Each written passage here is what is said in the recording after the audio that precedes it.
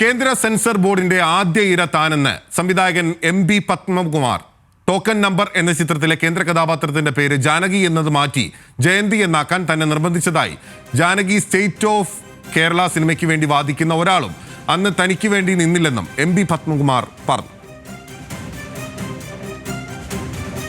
ഇതിൻ്റെ ആദ്യത്തെ വിക്ടിം ഞാനാണ്. കഴിഞ്ഞ മാസം 22-ാം തീയതിയാണ് ടോക്കൺ നമ്പർ എന്നൊരു സിനിമ ഞാൻ സെൻസർ ചെയ്യാനായിട്ട് സെൻസർ ബോർഡിനെ സമീപിച്ചത്.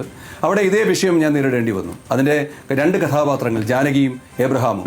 ഗർഭാവസ്ഥയിൽ തന്നെ ഏബ്രഹാമിനെയോ ജാനകിയോ കൊല്ലാനായിട്ട് സെൻസർ ബോർഡ് എന്നോട് പറഞ്ഞു. പക്ഷേ അവർക്ക് ജാനകിയെ രക്ഷിക്കാനായി ഏബ്രഹാമിനെ കൊല്ലാനാണ് അവരെന്നോട് ആദ്യം പറഞ്ഞത്. നമ്മൾ പല വാതിലുകളും മുട്ടി നോക്കി, പലരുടെയും കരഞ്ഞ് കാല് പിടിച്ച് നോക്കി, പക്ഷേ ഒരു പ്രയോജനം ഉണ്ടായില്ല.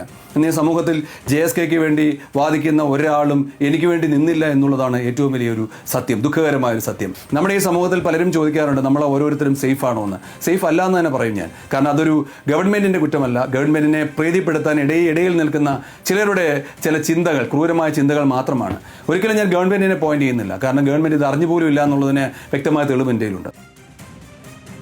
വിവരങ്ങളുമായി സൈഫുന്നിസ അലിയാർ നമുക്കൊപ്പം ചേരുകയാണ്. സൈഫുന്നിസ, എന്തൊക്കെയാണ് കൂടുതലായി MB പത്മകുമാർ ആരോപിക്കുന്നത്? ബിനിൽ പോത്തൻ, ഈ കേന്ദ്ര സെൻസർ ബോർഡിന്റെ അനുമതി JSK എന്ന സിനിമയ്ക്ക് നിഷേധിച്ചതിന് പിന്നാലെ FEFKA general secretary B Unnikrishnan ഇതിൽ വലിയ പ്രതിഷേധവുമായി രംഗത്തെത്തിയിരുന്നു. ഇതിന് പിന്നാലെയാണ് കേന്ദ്ര സെൻസർ ബോർഡിന്റെ ആദ്യ ഇര താനാണ് എന്ന് സംവിധായകൻ MB പത്മകുമാർ പറയുന്നത്. ടോക്കൺ നമ്പർ എന്ന MB പത്മകുമാർ സംവിധാനം ചെയ്ത ചിത്രം ഈ അടുത്തു തന്നെ റിലീസാകാനിരിക്കുകയാണ്.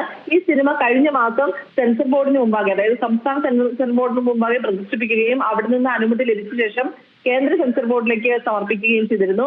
എന്നാൽ കേന്ദ്ര സെൻസർ ബോർഡ് ഈ സിനിമയുടെ കഥാപാത്രത്തിന്റെ പേര്, ജാനകി എന്ന കഥാപാത്രത്തിന്റെ പേര് മാറ്റാൻ ആവശ്യപ്പെടുകയായിരുന്നു. സിനിമയുടെ പ്രമേയം തന്നെ ജാനകി എന്ന കഥാപാത്രം എബ്രഹാം എന്ന ഒരു ഇതര മതസ്ഥനെ പ്രണയിക്കുന്നതാണ് ആ കഥാപാത്രം. അതുകൊണ്ട് തന്നെ ഈ സിനിമയിലെ ജാനകി എന്ന കഥാപാത്രം മാറ്റാൻ പറഞ്ഞു. പല വാതിലുകളും മുട്ടി, എവിടെ നിന്നും സഹായം ലഭിച്ചില്ല.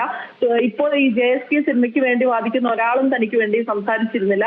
പിന്നീട് താൻ ജാനകി എന്ന പേര് മാറ്റി ജയന്തി എന്നാക്കാൻ നിർബന്ധിതനാവുകയായിരുന്നു.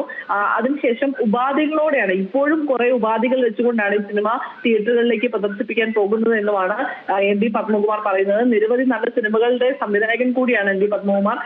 ഈ കേന്ദ്രമന്ത്രിയായ സുരേഷ് ഗോപി നായകനായ ഒരു സിനിമയ്ക്ക് തന്നെ അതിലെ ജാനകി എന്ന് പറയുന്ന കഥാപാത്രത്തിന്റെ പേര്, ഒപ്പം തന്നെ സിനിമയിലെ ജാനകി എന്ന പേര് മാറ്റണം എന്നുള്ളതാണ് ഇപ്പോൾ സെൻസർ ബോർഡ് ആവശ്യപ്പെട്ടിരിക്കുന്നത്. ഇതിൽ B ഉണ്ണികൃഷ്ണൻ നേരത്തെ തന്നെ നിലപാട് പറഞ്ഞിട്ടുണ്ട്.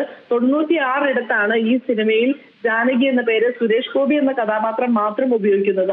ഇത്രയും തിരക്കുള്ള ഒരു വ്യക്തി ഇനി വീണ്ടും വന്ന് ഈ പേര് മാറ്റി ഡബ് ചെയ്യുക എന്നുള്ളത് പ്രായോഗികമായ കാര്യമല്ല. ഒപ്പം തന്നെ സംവിധായകൻ ഈ സിനിമയുടെ പേര് മാറ്റാനോ കഥാപാത്രത്തിന്റെ പേര് മാറ്റാനോ തയ്യാറല്ല. നിയമപരമായി നേരിടാനാണ്. ഒപ്പം തന്നെ അതിൽ കക്ഷി ചേരണമെന്ന് ഫെഫ്ക തീരുമാനിക്കുകയും ചെയ്യും. വേണമെങ്കിൽ സെൻസർ ബോർഡ് ആസ്ഥാനത്ത് പോയി സമരം ചെയ്യാൻ ഫെഫ്കയും തയ്യാറാണ് എന്നുള്ള രീതിയിലാണ് ഇപ്പോൾ B ഉണ്ണികൃഷ്ണൻ പ്രതികരിച്ചിരിക്കുന്നത്. ഓക്കെ, B ഉണ്ണികൃഷ്ണന്റെ പ്രതികരണം എന്താണ് എന്നുള്ളത് നമുക്ക് നോക്കേണ്ടിയിരിക്കുന്നു. സൈഫുന്നിസ അലിയാറാണ് MB പത്മകുമാറിന്റെ ആരോപണവുമായി ബന്ധപ്പെട്ട വാർത്തയുടെ വിശദാംശങ്ങൾ നൽകിയത്.